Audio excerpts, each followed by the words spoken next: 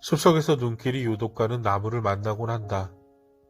함께 산을 오르는 사람에게 의미 없는 이 말을 해본다.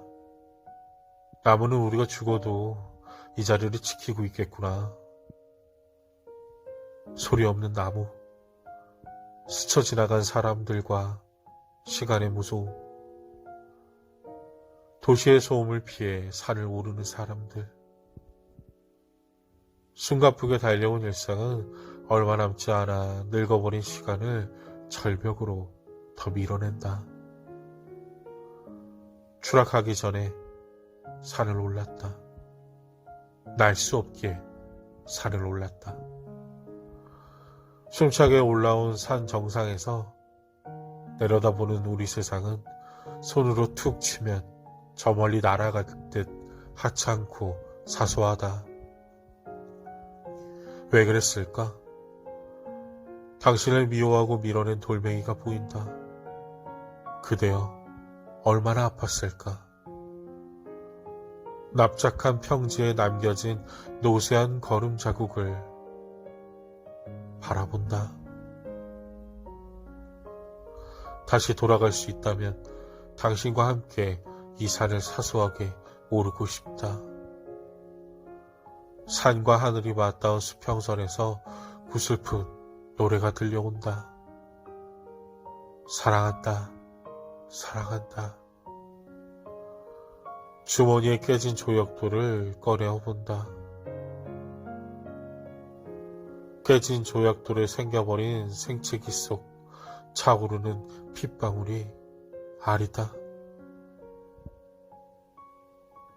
허니여름.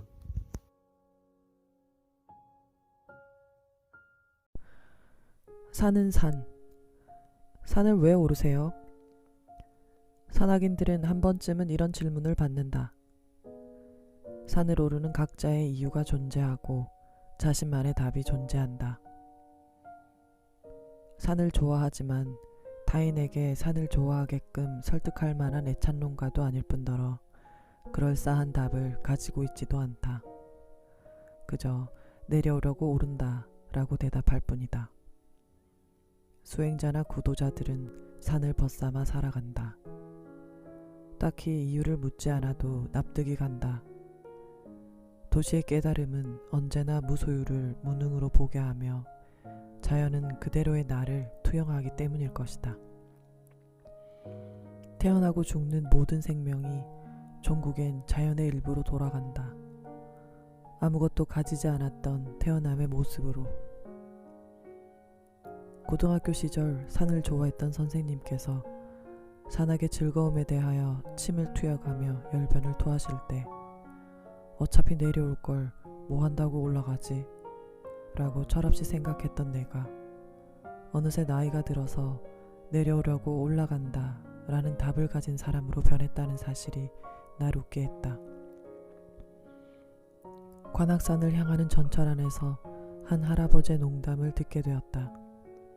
죽을 때가 되니 산이 좋지. 슬픈 농담이지만 반은 공감했다. 노인들은 곧잘 죽음을 희화시킨다. 그게 죽음을 바라보는 성숙한 시선을 가진 사람들의 미덕처럼 보이기도 한다. 삶의 굴곡이 느껴지는 주름 사이사이로 산 사이를 내려쬐는 강렬한 빛이 온화하게 퍼졌다. 아름다웠다. 힘든 산행에 갈증에 시달릴 때 마치 시원한 물이 흐른 계곡을 발견한 것처럼 어르신의 미소는 나이 든다는 것을 힘겹게만 느끼는 어리석은 젊음의 공허함을 달래주었다. 정상에 올라 탁 트인 비경을 보니 교황이었던 요한 바오로 2세의 말이 생각났다. 오늘은 태어나기도 죽기에도 좋은 날이다. 나를 이루는 모든 것들은 그렇게 말하고 있었다. 인생을 산을 오르는 것으로 비유하는 말들이 많다. 정상을 위해 걷고 때론 지치고 쉼이 필요하다. 맹목적인 정상이라는 목표로 살다 보면 날 이루는 아름다운 것들을 보지 못하기도 한다. 그리고 뒤늦게 깨닫고 후회한다. 그 꽃 내려갈 때 보았네. 올라갈 때 보지 못한 그 꽃 고운. 수많은 꽃들이 내 인생에도 있었다. 난 보지 못했다. 아니, 애써 외면해왔던 것 같다. 그러나 산은 그저 산. 계절이 빛깔을 다르게 할 뿐 언제나 그 자리였고 늘 아름다웠던 산. 하지만 그게 아름다웠다는 것도 알지 못한 채 살아왔다. 방황은 언젠가는 그칠 인생의 한 파편 같은 것. 무엇을 보지도 이루지도 못했다는 좌절감으로 우울했던 나의 청춘. 그것마저 아름다웠다고 산은 알려준다. 누가 알려주지 않아도 나이를 먹으니 그런 것들을 배운다. 그저 산. 녹음이 우거진 나무들과 이름 모를 새들의 지저김. 지천으로 피고 지는 꽃들. 계곡에 흐르는 물소리. 정상을 내려쬐는 일광의 뜨거움. 도시의 상처를 끌어안고 산을 찾는 사람들. 산은 말한다. 난 그저 산. 넌 그저 사람. 태어났으니 죽고 외로웠으니 괴로웠고 사랑해서 기뻤으나 이별했고 채우려 했으나 비워지는 게 결국 인생. 산은 그저 산. 우두커니 그저 산. 산짓. 그날 같은 날씨다. 흐린 하늘에 우산이 뒤집어질 듯 쌀쌀한 바람이 불고 볼따구로 세리던 비 빗방울들이 한없이 미웠던 그날 같은 날씨다.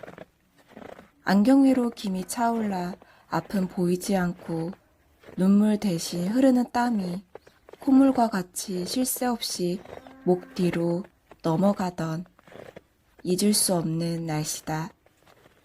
갑자기 시작된 여행의 이유가 무엇인지 몰랐다. 이번 주 주말에 지리산 천왕봉에 갈 거라고 아빠 빼고 우리 넷이 간다고 하시는데 왜 가냐고 어떻게 가냐고 궁금한 게 많았지만 질문을 허락하지 않는 강경한 목소리셨다. 진주 버스터미널에 차를 대고 또 몇 시간을 버스를 타고 가서 도착한 중산리 민박집은 어둡고 냉랭했다. 내일 새벽에 빵이랑 우유 먹고 출발해야 한다며 어서 자라고 불을 끄시니 자리에 눕긴 했는데 잠이 들지 않았다. 학교 마치고 바로 오느라 아빠에게 인사도 않고 나왔는데 내일 저녁에 집에 들어가면 큰일이 날 것만 같았다. 캄캄한 천장은 눈을 깜빡거려도 아무것도 보이지 않고 잠든 숨소리들이 새근새근 들리는데 마음은 이리저리 돌아다니느라 잠이 들지 않았다. 아침 해가 뜨기 전이라 후라시를 비춰야 발밑이 보이는 길을 더듬더듬 짚어 시작한 등산길은 막내를 앞장세웠다. 마주치는 사람들마다 너 몇 살이냐, 산 잘 타네, 날다람쥐 같네, 힘내라, 응원하는 마음을 들으며 따라가는 길은 의외로 힘들지 않았고 빨리 지나갔다. 정상으로 가는 능선을 지날 적에 발밑으로 바람 따라 구름이 흐를 때는 마치 손오공이 된 것처럼 신이 나서 소리를 질러댔다. 산 위에서 내려다보니 하얀 담요에 덮인 세상은 너무 깨끗한 도화지 같아서 거기에 있던 걱정, 근심들이 다 사라지듯 했다. 내려가며 무엇을 그리든 근사한 그림이 될 것 같았다. 에스키모인들은 화가 나면 무작정 걷는다고 한다. 화난 마음 그대로 하염없이 걷다가 화가 풀리면 그 자리에 막대기로 표시를 하고 돌아선다. 걸어간 거리만큼 돌아오는 길은 화난 자기를 알아주고 평정심을 찾는 길이다. 그렇게 일상을 살다가 다시 또 화가 나면 길을 나선다. 아무 생각 없이 무작정 걷다가 예전에 꽂아두었던 막대기를 발견하면 전보다 지금이 더 힘들구나 알아차리고 또 걷는다. 화가 가라앉을 때까지 걷다가 화가 풀리면 막대기를 꽂고 돌아온다. 어떤 날은 막대기를 발견하지 못했는데 화가 풀리기도 한다. 그런 날은 전보다 견뎌낼 만한가 보구나 하고 돌아온다. 화가 난 건지 걱정이 있는 건지 어떤 고민이 있는 건지 알아채지 못한 채 그저 근질거리는 다리를 달래려 무작정 산을 오르면 걷는 것 자체가 위로가 된다. 나를 달래주고 응원해주고 토닥이고 이끌어준다. 정상으로 갈 건지 산 아래 둘레길을 걸을 건지 정하지 않아도 마음이 가는 대로 정한 것 없이 걷다 보면 어느새 땀이 흐르고 숨이 차고 머릿속에 어지럽게 엉켜있던 실타래가 가지런히 실패에 감긴다. 도시에 사는 사람들이 많이 다녀서 길이 훤하고 산에 올라도 차 소리야 사람들 소리가 들린다. 산이 세상을 완전히 덮어주지는 못한다. 그래도 그 사이를 뚫고 들리는 바람 소리와 새들의 이야기는 힘든 마음을 미소 짓게 하기에 충분하다. 아직은 쌀쌀한 주말의 아침. 베란다에 나가 세상에 인사를 하면 천마산이 조용히 나를 기다리고 있다. 겨우내 몸을 웅크린 산꼭대기에 크레인이 오르락 내리락 공사를 하더니 전망대 데크가 삐죽히 입을 내밀고 언제 올 거냐고 눈치를 준다. 20분 넘게 아스팔트 오르막을 올라 숲길 입구에서 큰 숨을 들이쉬면 피톤치드 향이 온몸을 씻어줄 것이다. 숨을 고르며 찬찬히 걸으며 몇 년째 못 본 나무들과 안부 인사를 나누다 보면 어느새 정상일 것이다. 천마산은 그동안 무심했던 나를 탓하지 않고 포근하게 보듬어 줄 것이다. 천마산이 새싹가지를 뻗어 어서오라 손짓한다. 아니다. 내가 달려가 안기고 싶은 것이다. 이 봄.